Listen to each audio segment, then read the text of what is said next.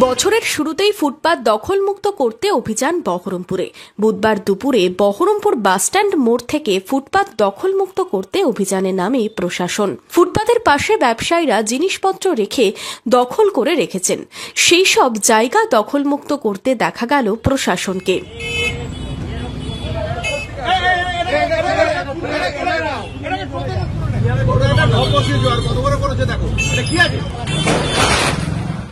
যানজট রুখতে ফুটপাতের পাশে গাড়ি বাইক সরিয়ে নির্দিষ্ট জায়গায় রাখার নির্দেশ দিলেন প্রশাসনিক আধিকারিকরা। এদিন এসডিও শুভঙ্কর রায়ের উপস্থিতিতে চলল অভিযান। ফুটপাত ছেড়ে ব্যবসা করার নির্দেশ দিলেন প্রশাসনিক আধিকারিকরা।